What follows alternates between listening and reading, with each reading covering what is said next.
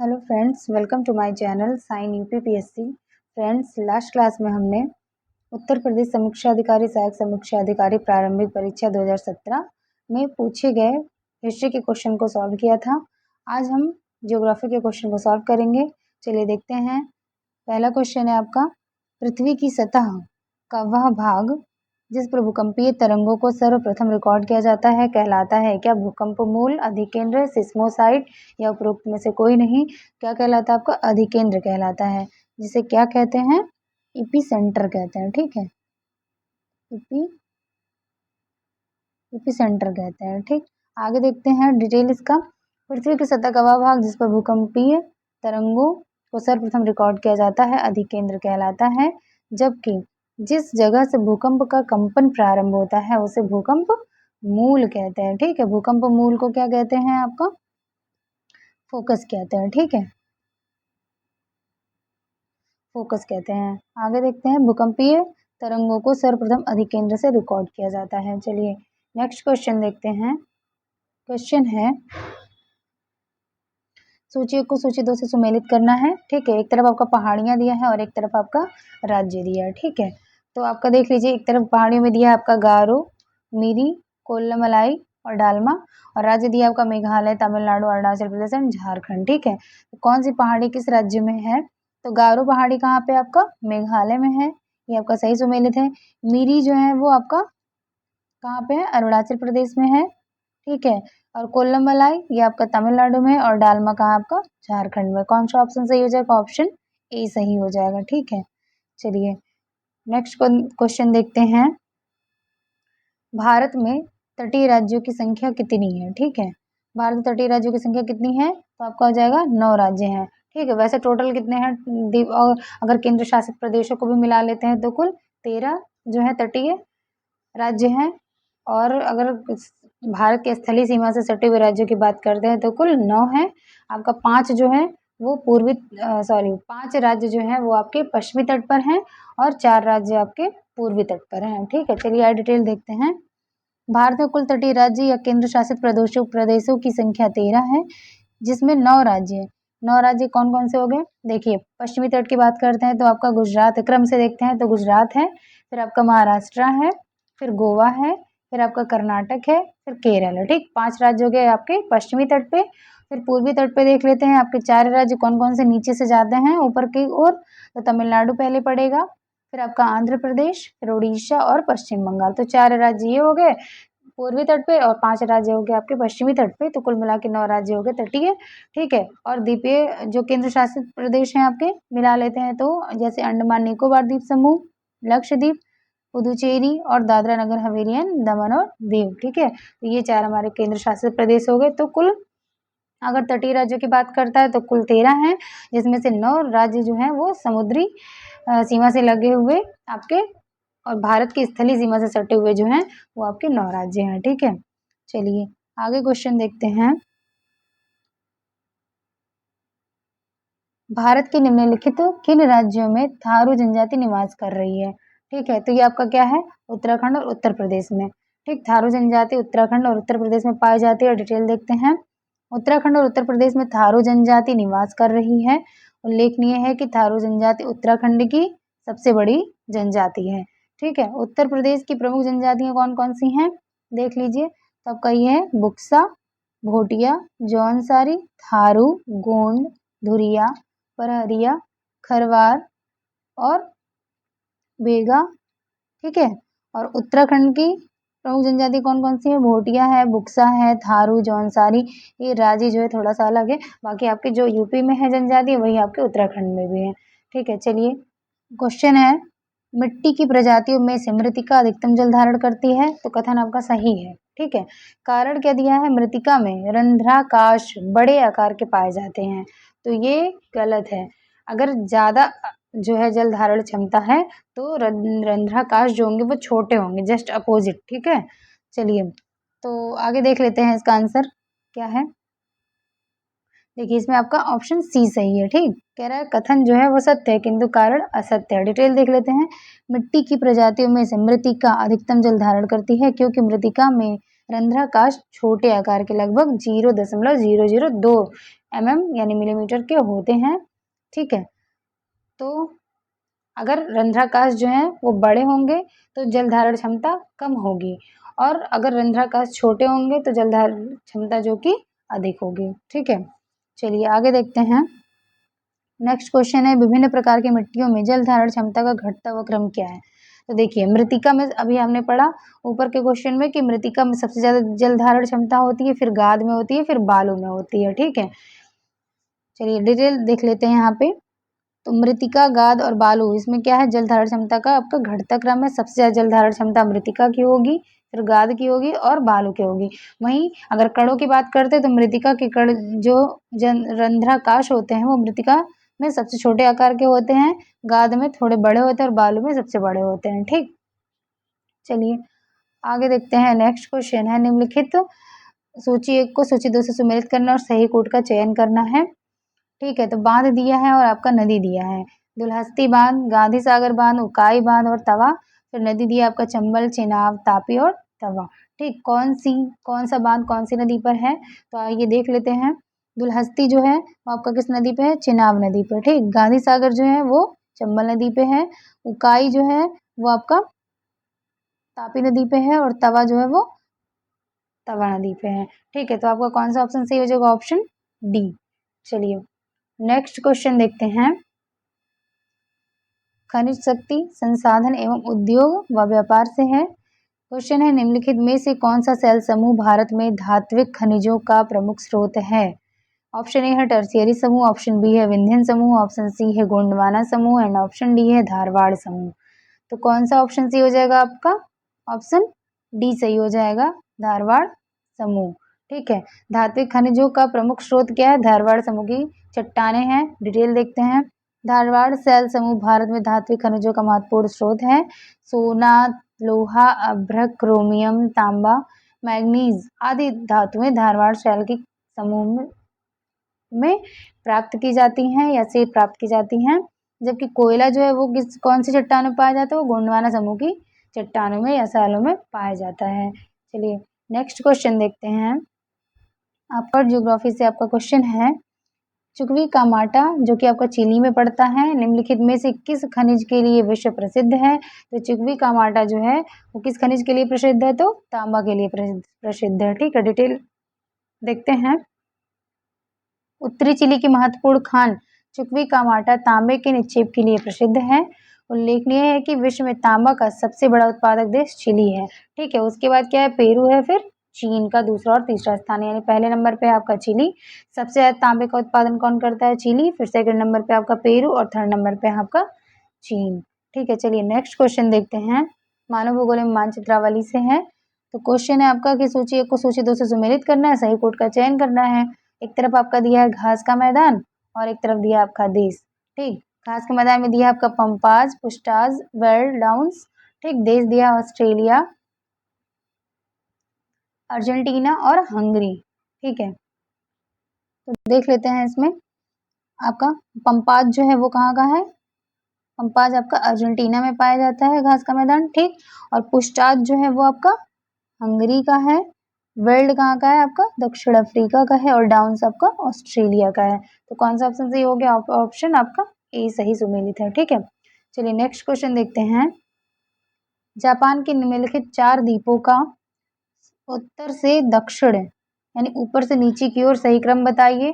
तो आपके जापान के जो है 4 देश हैं। जापान के जो हैं वो 4 द्वीप क्रम से हैं, उत्तर से दक्षिण इसका क्रम है होक्काइडो, होन्शु, शिकोकू, क्यूशु।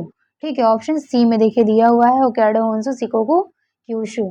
ठीक है, और होन्शु जो है वो जापान का सबसे बड़ा द्वीप है।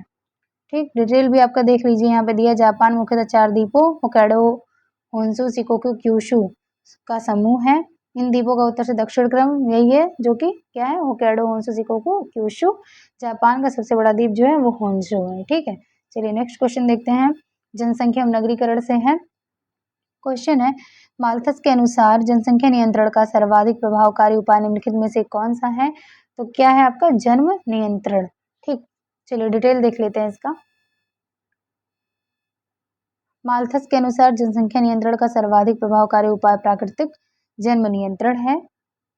माल्थस ने जनसंख्या के प्राकृतिक सिद्धांत का प्रतिपादन किया और बताया कि किसी भी क्षेत्र में जनसंख्या की वृद्धि गुणोत्तर श्रेणी में होती है, जबकि जीविकोपार्जन के साधनों में समानांतर श्रेणी में वृद्धि होती है। ठीक, माल्थस ने क्या बताया है कि जो है किसी क्षेत्र में जनसंख्या में जो वृद्धि होती है वो गुणोत्तर श्रेणी में होती है। ठीक, लेकिन जो जीविकोपार्जन के साधन है उसमें कैसे वृद्धि होती है, वो समानांतर श्रेणी में होती है, यानी पैरेलल बढ़ता है। ठीक, गुणोत्तर श्रेणी वो दुगना तिगुना होता जाता है जनसंख्या। ठीक है, आगे देखिए डिटेल दिया है। उनके अनुसार यदि स्वयं के नैतिक नियंत्रणों के माध्यम से जनसंख्या वृद्धि पर नियंत्रण न पाया गया तो प्राकृतिक प्रकोपों द्वारा व्यापक अकाल मृत्यु होगी। उन्होंने यह निष्कर्ष भी दिया है कि यदि जीवन निर्वाह के संसाधनों का अवरोध न हो तो प्रत्येक 25 वर्ष में जनसंख्या दोगुनी हो जाएगी। ठीक है, चलिए आगे देखते हैं। नेक्स्ट क्वेश्चन है, जनगणना 2011 के अनुसार निम्नलिखित में से किस भारतीय राज्य में महिला साक्षरता न्यूनतम थी?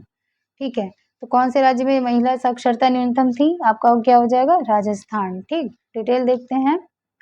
जनगणना 2011 के आंकड़ों के अनुसार भारत में साक्षरता दर 74.04% है, जिसमें क्या है, पुरुष साक्षरता 82.14% तथा स्त्री साक्षरता कितनी है? 65.46% है।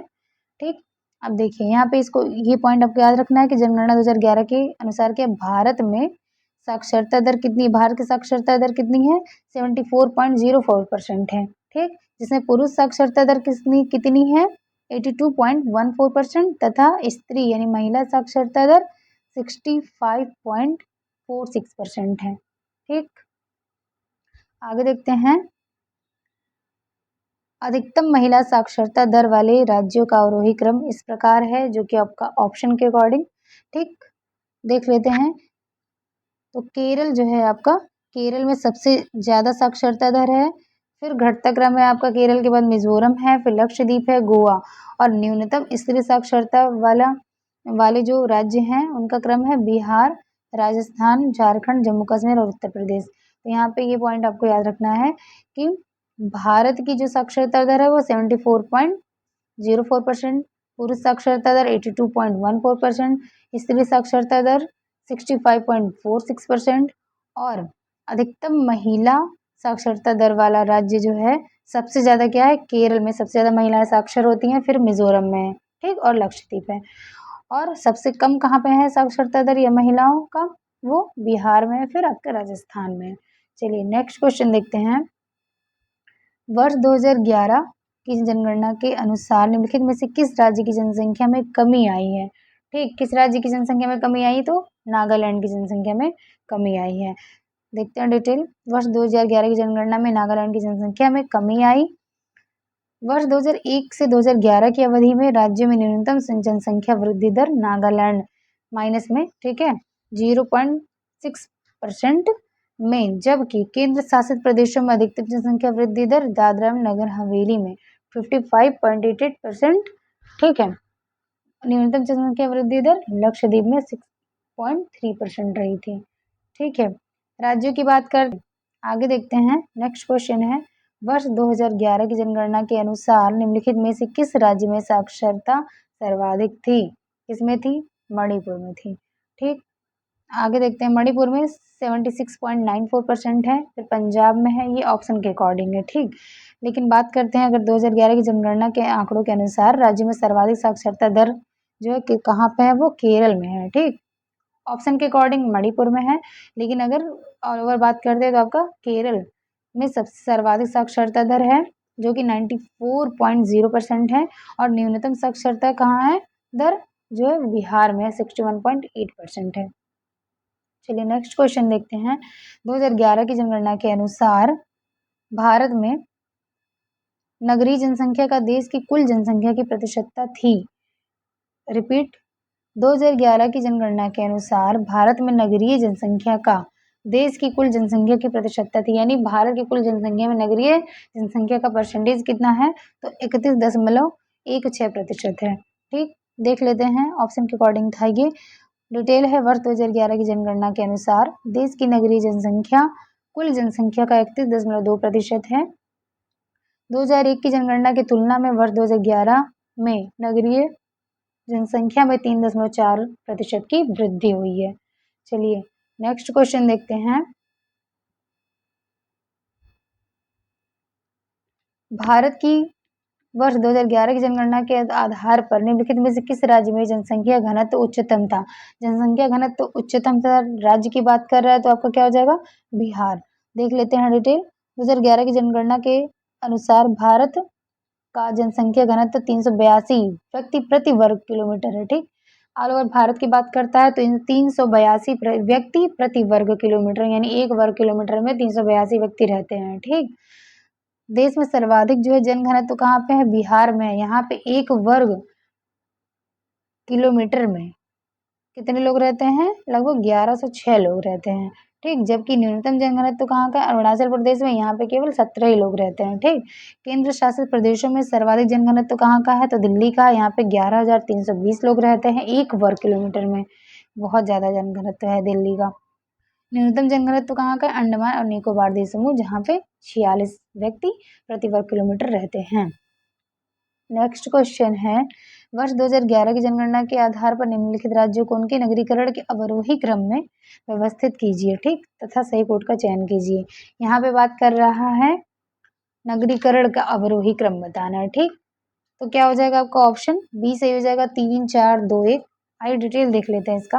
यहाँ पे क्या कह रहा है कि कोई भी विकल्प सम्मिलित नहीं है। ठीक, क्योंकि नगरीकरण अर्थात नगरीय जनसंख्या के प्रतिशत की दृष्टि से राज्यों का अवरोही क्रम क्या है?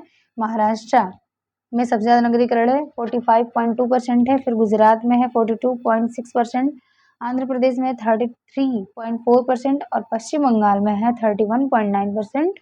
ठीक, तो ऑप्शन के अकॉर्डिंग क्या होना चाहिए था? 3, 1, 2, 4 होना चाहिए था। तो 3, 1, 2, 4 किसी भी ऑप्शन में नहीं है। ठीक है, आगे देखते हैं। नगरीय जनसंख्या की दृष्टि से यहाँ पे क्या बताया है आपका? नगरीय जनसंख्या के प्रतिशत की दृष्टि से। ठीक, तो भी अगर पूछता नगरीय जनसंख्या के प्रतिशत की दृष्टि से तो ऑप्शन आपका होना चाहिए था 3, 1, 2, 4, जो कि किसी भी ऑप्शन में नहीं है। ठीक, आगे क्या करें? नगरीय जनसंख्या की दृष्टि से, वहां परसेंटेज पूछा था, यहाँ पे जनसंख्या कह रहा है। ठीक, तो नगरीय जनसंख्या की दृष्टि से अवरोही क्रम क्या हो जाएगा राज्यों का? महाराष्ट्र। तो परसेंटेज में भी महाराष्ट्र है फर्स्ट नंबर पे, और आपका जनसंख्या में भी महाराष्ट्र ही है। सेकंड नंबर पे परसेंटेज में गुजरात है। सेकंड नंबर पे जनसंख्या में बात करते हैं तो पश्चिम बंगाल है। ठीक, थर्ड नंबर पे क्या आपका? आंध्र प्रदेश है, एंड फोर्थ नंबर पे गुजरात है। ठीक, तो जनसंख्या के अकॉर्डिंग ऑप्शन क्या होना? तो जनसंख्या के अकॉर्डिंग क्या होना चाहिए? तो ऑप्शन 3, 4, 2, 1।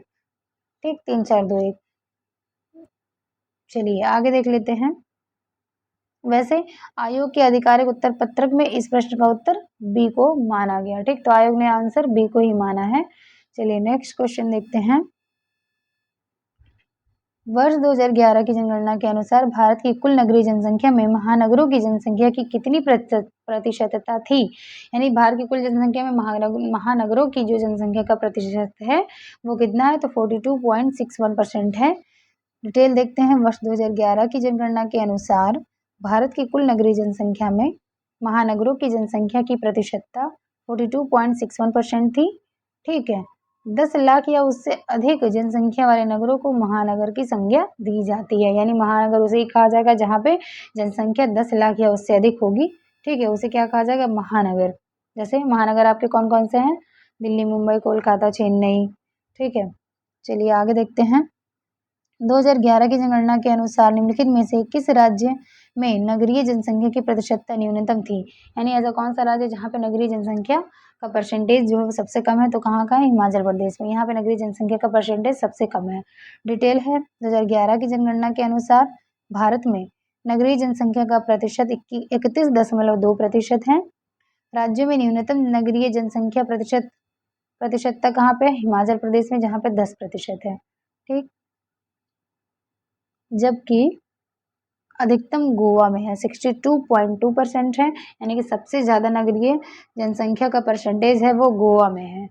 ठीक है, आगे देखते हैं। और सबसे कम कहेगा तो हिमाचल प्रदेश। ठीक है, सबसे कम आपका हिमाचल प्रदेश में है और सबसे अधिक कहाँ है आपका? गोवा में है।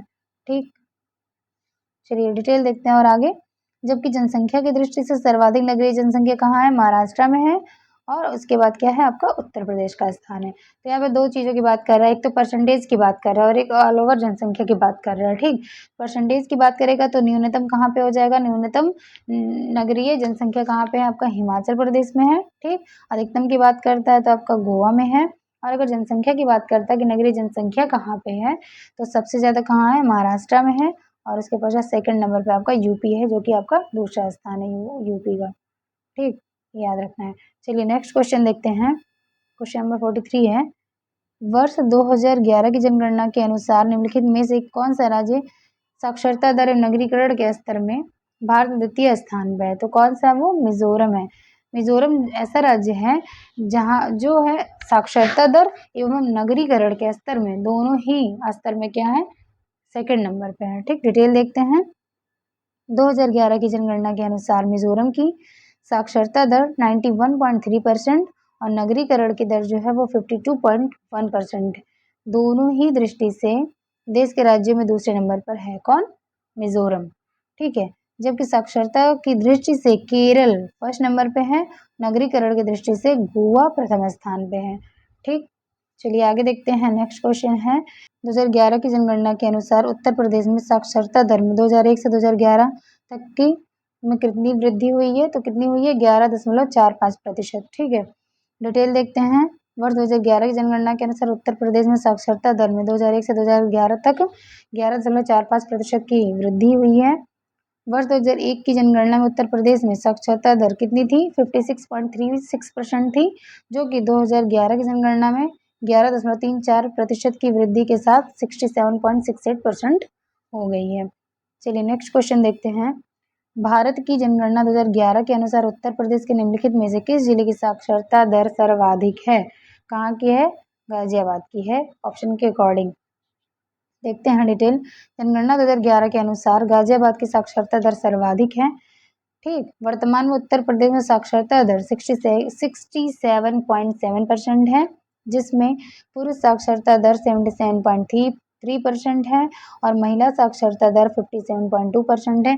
देखिए जो एवरेज इसमें अगर +10 कर देते हैं तो आपको पुरुष साक्षरता दर मिल जाएगी। ठीक है, और -10 कर देते हैं तो महिला साक्षरता दर मिल जाएगी आपको। ठीक है, तो ऐसे याद रख सकते हैं, वेरी इजी।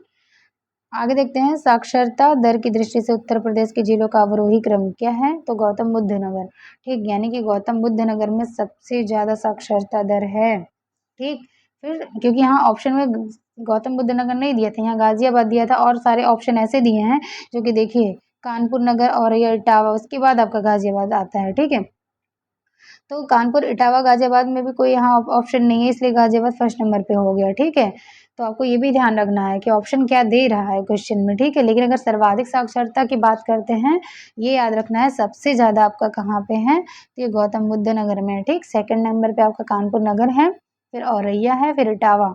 ठीक है, और उसके बाद आपका गाजियाबाद आएगा। ठीक, चलिए आगे देखते हैं।